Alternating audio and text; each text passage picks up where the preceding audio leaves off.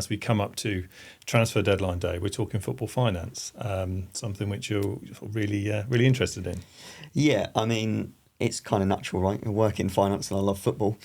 So it just, you get to a point where you hear stuff on the news and it becomes genuinely quite interesting. And I think that the thing with football finance now is that it probably used to be something that was quite niche, but now it's constantly in the news because it's genuinely like for the average fan who perhaps isn't really interested in the finance side, it's actually affecting them now because it's affecting what players they can sign, which ones they have to sell, what wages they're on. And so more and more people are becoming really engaged with the finance side of football now. Yeah, because we were always looking at the transfer window and the deadlines and what we were going to, which players our club was going to buy and sell and such like. But now you're right, we all seem to have this understanding of how much our club can afford to spend, whoever we support. And as you say, as we come sort of towards this transfer window, the same factors are in play. Many rumours going around in terms of which clubs are going to buy which players and how that may impact on their future financing. Because as we'll find out shortly, it's not just about this year or this month. Clubs have to justify their spending over an extended period. So I thought it was worthwhile having a chat around this as it's this certain time of year. And also, of course, if we're going to make something up go viral, then we're going to have to follow the crowd and talk about football, which many successful podcasts do. So just for my benefit then to start off with, there's lots of 3-letter acronyms around football financing, and I think they may have changed over the years as well. What are the key ones we need to be aware of and what do they mean? So the one that goes around most often is FFP. Whenever people talk about football finance, they think FFP, financial fair play. It's actually, that is now a sort of redundant term. It's kind of used now as a catch-all just to talk about financing football and the regulations. But the reason people use it still is because it was the kind of original, if you like. When UEFA first kind of brought in this idea of we need to kind of regulate what teams are spending, what losses they can accumulate, etc., they called it FFP, financial fair play. They don't call it that anymore. They call it FSR, financial sustainability rules. Okay. But the one people will probably be more familiar now, at least in the UK, is PSR, Profit and Sustainability Rules, which is what Premier League and to some extension the Championship as well use. So PSR, Profit and Sustainability, is the new FFP, if you like. How long has it been in place then, there's been these new rules? So PSR rocked up around the kind of 2015 era, and that was the Premier League trying to follow UEFA's sort of starting point. UEFA started kind of around 2011 to bring in these financial rules. If you were cynical, you would say, well, that's rather close to when Man City got owners, new owners who could spend lots of money, and when PSG got new owners who can spend lots of money. And I am cynical. Naturally, Premier League and a lot of other leagues across Europe as well then had to sort of try and create their own framework to sort of follow UEFA's rules. I see. Right. So in a nutshell, more broadly than in a nutshell, let's talk about PSR and what that actually means for clubs. So from my perspective, as someone that knows a little bit about football, the rules here seem to be that clubs can only spend a certain amount, and that is linked to profit, I guess, more maybe an adjusted profit levels, so something similar to the figures that we would calculate as accountants each year for our clients. But pulling it back to football, in a nutshell, we're talking about a profit figure or sustainable profit figure, and that tells you how much you can spend on players. Yeah, essentially. So clubs are permitted in the Premier League to lose a maximum of 105 million over a 3-year rolling period. So that's reassessed every year, and you'd look back on the current year and the last 2 years.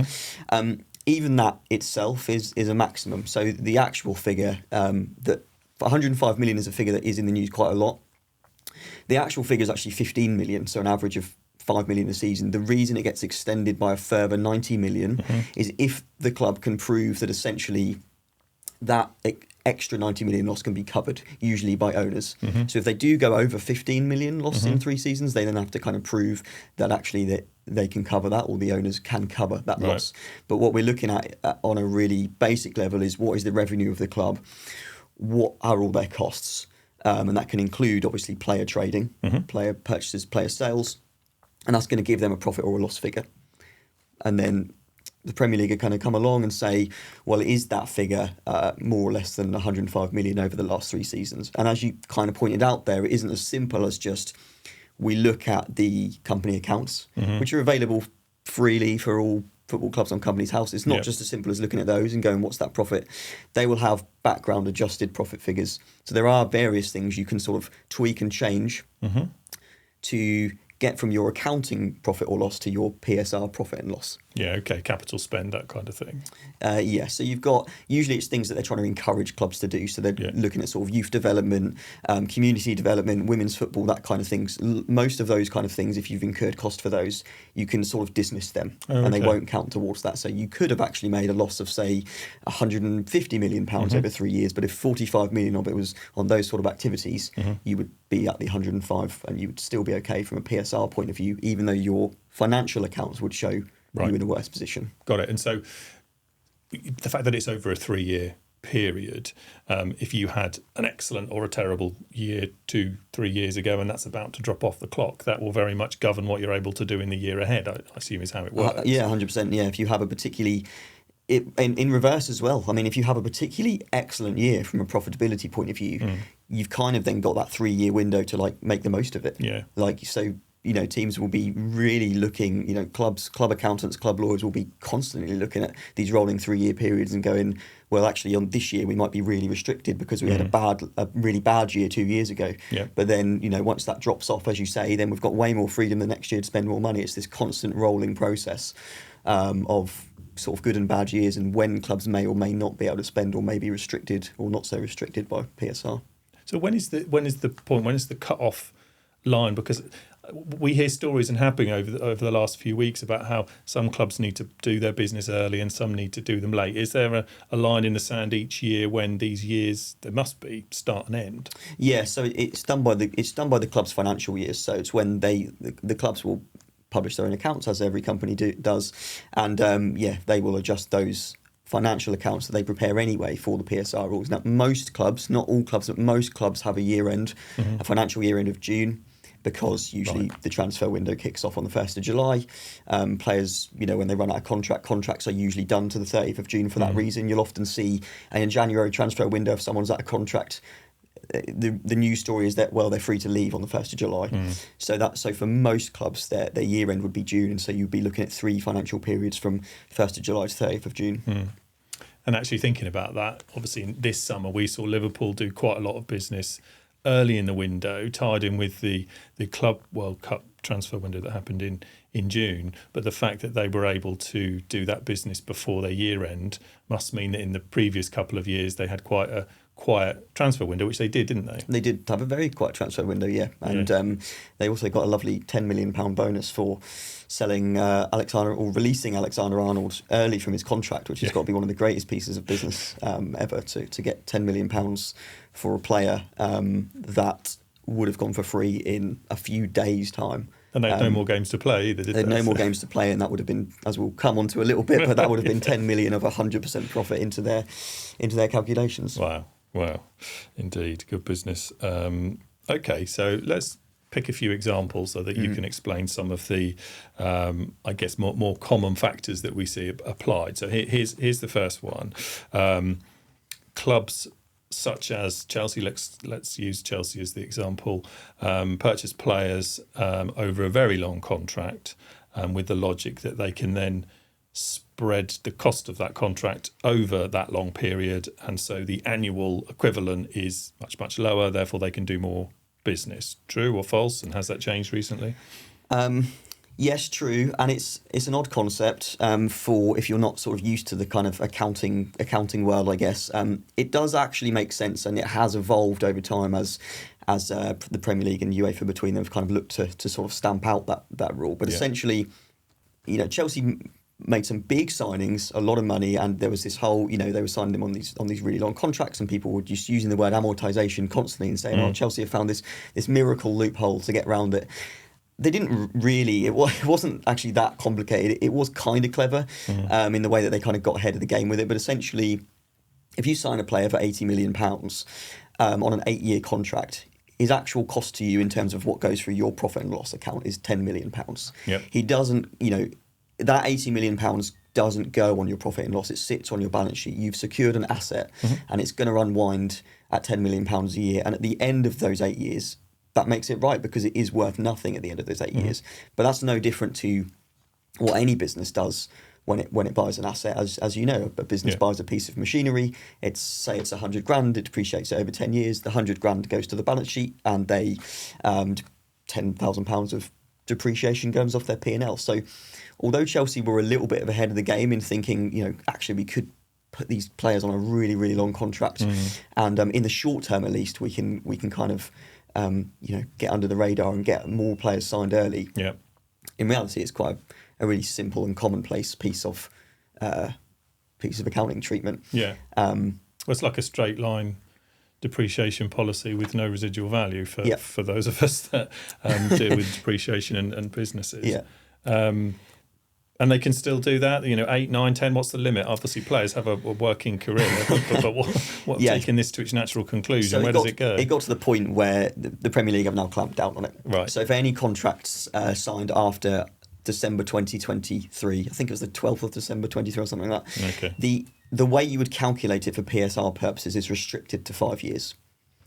So what that means is that you again, it's one of those things where your PSR profit and your accounting profit is going to look different. So for our imaginary player, his in accounting purposes, his £80 million over 8 years was £10 million a year. Yep. If it was signed now, post this change in the rules, that wouldn't change. In accounting terms, it wouldn't change. He would still be £10 million a year. Yeah. But for PSR purposes, that cost would be more because it would be 80 million divided by 5, because that's the restriction. So there would have to be an adjustment for that between your accounting profit and loss and your PSR profit and loss. So that's effectively stopped people doing it. Now, if they want to sign a player on a 6, 7, 8 year, 9 contract because commercially that makes sense for them to do so, it helps them get the player, whatever it means, then they're free to do so. But from a PSR point of view, they can only amortise it across 5 years, which is going to lead to a bigger expense each year. And I guess from a club's point of view, how they regard the cost of a player, because it's generally always a mix of transfer fee and salary. If they're looking at the annual cost of a player, then do they now look a bit more closely at that combined amortised transfer fee element and the wages together and think, that chap's good value or he's not, and kind of refer to it in that way? Yeah, I mean, they have to do both, and they have to do it from a general commercial and accounting point of view and cash flow point of view, but also from a PSR point of view. So, a really good example of that was when Man United signed Rasmus Højlund. £72 million for most people seemed a little bit steep. I mean, we know Man United have a bit of a reputation of going into the transfer market and paying far too much for players that don't turn out to be all that. But in Rasmus Højlund's case, it made more sense than some others because his salary was reported to be around £85,000 a week compared to, say, 200 grand a week is what you might pay when you usually sign a player for that amount. So you look at that and you look at, okay, well, how much does he cost when we amortise his contract? How much does he cost a year? And actually, a player like that might not actually be bad value at all, depending on how he performs, of course, but compared to a player that's perhaps signed for less but has bigger wages. In some ways, that seems obvious, but until you start putting those numbers together, because the transfer fee is always the big headline. If someone is signed for £70 million, that's a huge headline. But they could be on, I was going to say low. Let's not call them low wages, but relatively speaking, low wages. That actually means it's a really sensible transfer. Yeah, understood. Homegrown players seem to be, that phrase alone seems to be mentioned more and more if you turn on Sky Sports News and other opinions are available. But that seems like players that you didn't pay a fee for when you first acquired them seem to be not only more lucrative in this market, but also a kind of a bargaining chip away of meeting these thresholds and targets. How does the concept of homegrown players, how has it become so important to clubs? Yeah, you're right to bring up that point. The term pure profit is also mentioned a lot when these news stories come up. Essentially, a homegrown player hasn't been purchased, so their value on the balance sheet of the company, or more so their contract's value, is nil. They haven't been paid for, so when they're sold, they become, the amount they're sold for is just 100% profit straight to the profit and loss account, and it's perfectly fine and allowable and doesn't need to be adjusted for PSL purposes. And one of the interesting ones you've mentioned before is Elliot Anderson, and we can get onto why that's more interesting than the normal one. But Elliot Anderson was sold from Newcastle to Forest for £35 million. Yeah. He was deemed a homegrown player. They didn't pay for him from another club, so therefore, as soon as they sold him, Newcastle, £35 million was just straight in their profit and loss. Yeah. And that might seem like a bit of an odd concept in terms of like, okay, well, if we buy a player, we get to spread the cost, but if we sell it, we don't have to. But again, it is just completely normal accounting treatment. If you've got something on your balance sheet which is worth nothing on paper and you sell it for an amount, that is your profit. You've got it. You've got that profit now. You're not going to need to. There's no rhyme or reason that you would spread that over several years. You've just received it as 100% profit right now. So if you'd bought a player for, say, 50 million a couple of years ago, you depreciated that contract, amortised that contract value down to 30 million and sold that person for 35, your profit for PSR purposes is 5 million. Exactly, yeah. If they're homegrown and you hadn't bought them for 50 million 2 years ago, your profit's 35 million. So that profit figure is, for those that you've purchased, is based on, as you say, that amortised cost value. So at any point in time they have a valuation, you sell them for more or less, that's your profit or loss. Yeah, exactly. Yeah, okay, that makes sense and that follows. Because that was an important point, wasn't it, when Newcastle, I think, sold Elliot Anderson to Nottingham Forest. Yes. Because I think it felt like, and it was reported, and Newcastle are an interesting example in themselves, aren't they? Yeah. Because they appear to be more than adequately funded, shall we say, but unable to spend their resources, and actually having to sell good young English player, somebody that's just some weeks ago starred for the England under-21s team in the Euros.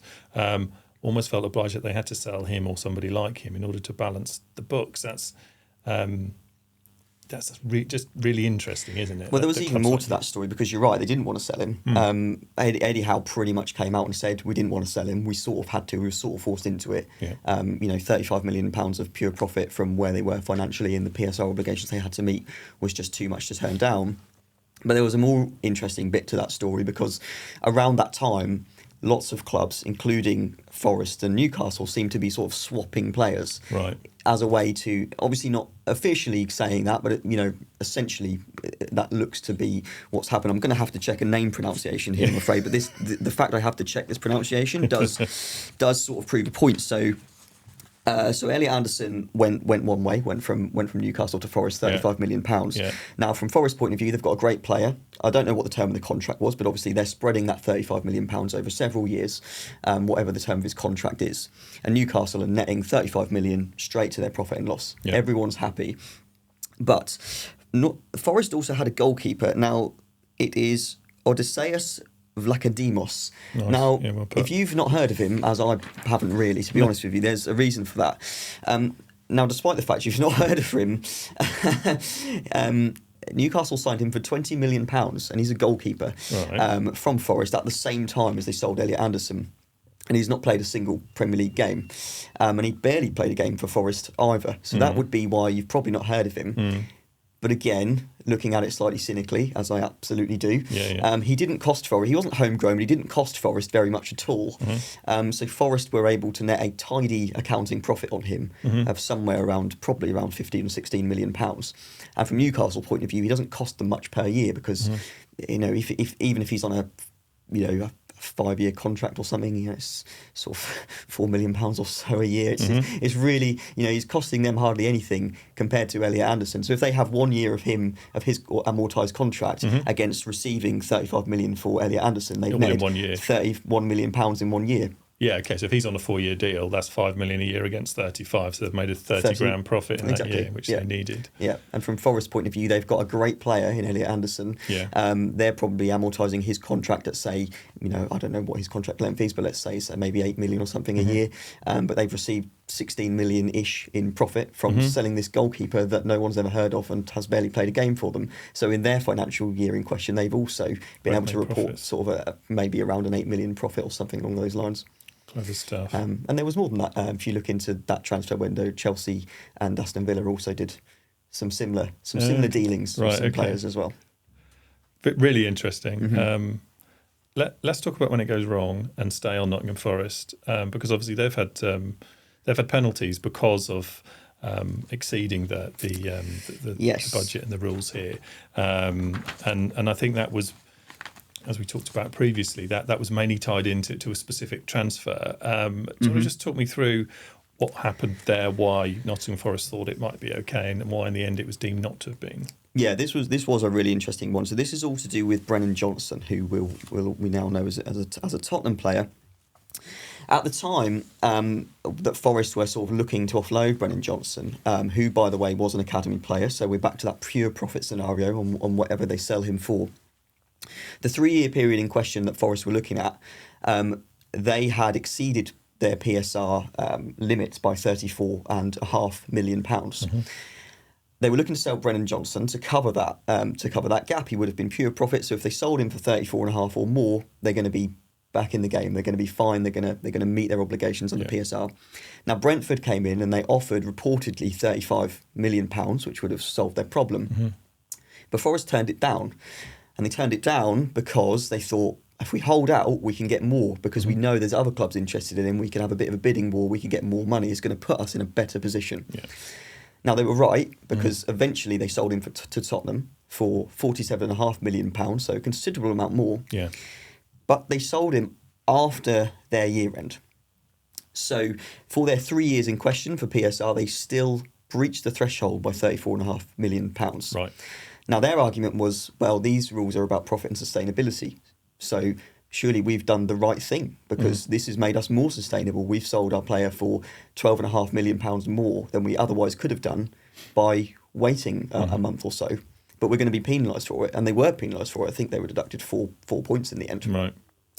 The Premier League's argument was, yeah, kind of, we hear you, we get it, we that what you're saying makes sense, but essentially the rules are the rules. We can't extend the period for you. We can't say, oh, well, on this occasion it won't be 3 years, it will be 3 years in 1 month. Yeah. Because obviously that opens a whole can of worms. You're going to get every club under the sun who goes over arguing that, well, this happened just after the year end, that happened just after the year end, so can we have that back, can we have that back, let alone what happens in the next period, because Brennan Johnson's then in the next period. So what would you then do if you counted him in the last period? You can't then count him again. So it just, as much as Forest had kind of a fair point, and they probably done well, in hindsight, they definitely did the right thing, because the 4 points they stayed up, it didn't actually materially affect them, and they got £12.5 million more. So, but that was a really interesting scenario, because it was a real test of the rules, and it does bring into context the sort of importance of timing sometimes in these scenarios, and actually planning as well. If you know you're going to be in that much of a hole,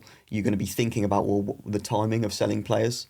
Definitely, because when you take that to its sort of natural conclusion, you think, well, some clubs will look to take advantage of that. If they've got a little 100%. Bit more sort of fat in their budget at a certain year end, and they know a club needs to sell, they might be going in to offer slightly less than they would otherwise, because they know that club needs to sell by the 30th of June, and another club, the main competition for that player, may not be able to buy them until the 1st of July. And so it may be that deals are done at lower prices just because someone has played that game well strategically. How public is the sort of the FFP situation of each club? I know you say that accounts are published. Do they have to publish their FFP sort of budgets on a rolling year basis as well, so that other clubs can sort of earmark those that, well, they need to sell before the 30th of June, let's start sniffing around their players? Or is it a little bit more smoke and mirrors? I think it's a little bit more smoke and mirrors. I mean, clearly they have to report them to the Premier League fairly. Yeah. They have to be very transparent with the Premier League, but you're always going to be able to get an idea anyway. The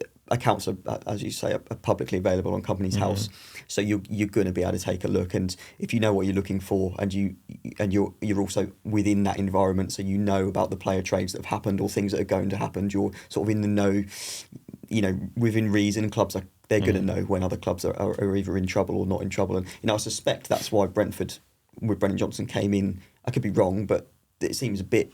They came in with an offer of almost exactly what Forest would have needed. Yeah. So that could be coincidence, but it seems likely that Brentford thought, well, this is a good player, we might be able to get him for cheaper than he might otherwise go for. Yeah. So I think to a certain extent it very much affects negotiations, because within reason clubs are going to know which ones are under pressure. I mean, as we've mentioned as well, some of them seem to have been talking to each other about their own situations in order to sort of do these unofficial player swaps. So, I think the information is pretty much there if you want it to a certain extent within the clubs. Yeah, I think that's really interesting. And another area, Dom, that has run for a number of years really is of course, as you said earlier, this isn't just about player tradings and transfer fees and player wages. This is about a club's business more broadly. And so I was going to say the $1 million question, the many hundreds of millions dollar question is how much should Manchester City be paying for receiving from their shirt sponsor? It's those types of issues, isn't it, where the owner and the sponsor, can. Because these things are unique, aren't they? To advertise on Manchester City shirts is a unique opportunity, and every single club is different. So, what is the market rate of that, and how much can be included in the accounts for that figure? And of course, Manchester City is still up against a number of charges. Is that where that comes from? Or is there much broader and more complex? Well, I mean, Man City have got 115 charges. So at the moment, you could sort of take your pick of things that they might come up against. But yeah, I mean, this is another 3-letter acronym: APT, Associated Party Transactions, right, or FMV, Fair Market Value, and a couple more abbreviations that the Premier League throw in. But yeah, I mean, there are rules around this, and it's almost an entire podcast by itself, really. Certainly, Man City is, but they are highly complex and highly difficult to kind of prove. I mean, we've seen a lot of examples. Like Man City have obviously been kind of pointed at as saying, well, is Etihad paying for your stadium and shirt rights? Are they paying an overinflated value to give you more revenue, which then obviously helps with your PSR calculation? Yeah. We've seen it with Chelsea really recently selling their women's team for what ordinarily seems like an extraordinary amount of money and essentially selling it to sort of themselves. Yes, there are rules around associated party transactions and selling things at fair market value, but they are really, really complicated. And obviously the accountants and lawyers involved in dealing with these are going to be pretty good at trying to find their ways around it. Essentially, how you could look at it is sometimes an associated party could be super simple. You could have a football club that is perhaps owned by a holding company, and maybe the football club needs £50 million, so it sells a hotel that it owns or something to its company above, and therefore it makes £50 million more profit maybe, and solves its PSR issues. But that would really obviously be a related party transaction. But when you've got states involved and investment funds and essentially countries involved, you've got a whole web of different companies and owners all over the world. Sometimes proving that one is associated by definition to the others, that can be really difficult to actually say, well, hang on a minute, like if you look through this ownership chain, they're actually not that related, so who are you to say that this isn't the fair market value? And again, we see more simplified versions of that in companies that we deal with on a day-to-day basis. We have associated company rules ourselves that we have to look at, but it's very much a hot topic, and if the 115 charges saga ever ends, we might see some more clarity on it, but I'm not overly convinced that it will change much. No, some very clever people involved there. So, Dom, one aspect more of a personal view, I guess, that I just wanted to discuss with you. Obviously, we're Lovell Blake is set in Norfolk. We're in our Norwich office here today. I'm a Norwich City fan. Has been promoted and relegated a few times in recent years. No longer good enough to achieve that. But ultimately, I think there's a point there around promoted clubs and the allowance under financial fair play rules that the Championship applies, so that promoted clubs sometimes have an even lower cap, and which holds them back from competing in the Premier League themselves. How does that work? Yeah, so I mean, it is interesting, and it gets pretty messy the further you go down the pyramid. So the Championship operate currently broadly similar rules to the Premier League, but with a lower cap. So their cap, rather than 105 million, is 39 million, which is quite a lot less. So obviously, if you're looking at rolling seasons, the Premier League rolling seasons, you're looking at an average of £35 million per 3 seasons to get you to 105.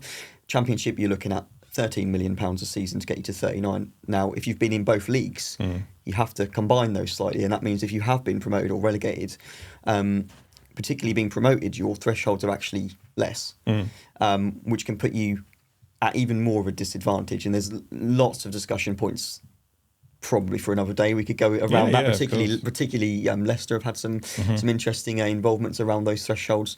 But the further you go down, the more complicated it then gets, because League 1 and 2 have a totally different set of rules that are not really akin to the Championship and Premier League rules either. So it really is a bit of a minefield, even more of a minefield if you are getting promoted and relegated throughout the leagues. Yeah, and also we haven't even touched on European clubs who are obviously competing against Premier League clubs in European competitions and what their rules might look like.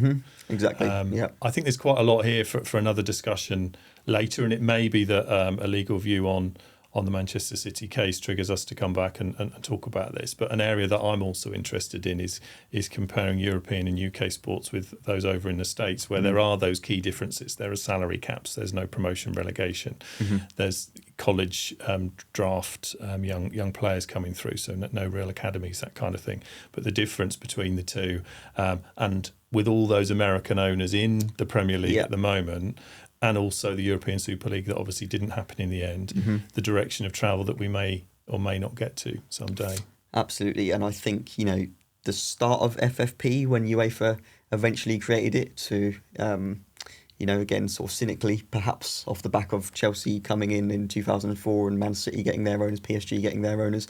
I think that was really the start of what we see happening now with, the Super League sort of trying, and that will happen. Almost certainly something will happen again. Something else will be tried like that. And as you say, I think at least half of the Premier League clubs are owned by American owners now. So, FFP really did start something. And I imagine there's a lot more to come. Absolutely. Watch this space. Well, thank you for your time, Dom. And if people want to get in touch with you and take this further, would LinkedIn be the main area? LinkedIn would be great. Find me some questions on LinkedIn. We can get some more football posts and football podcasts going. Fantastic. Thank you. And it's been great to talk about something a bit different this week, sort of seasonal, coming up to the end of the transfer window, but really interesting to see the similarities with general business and also how this is heading. So I'm sure we'll pick this up again in the future. But in the meantime, thank you for the time being, Dom, and thanks to everyone for listening and watching.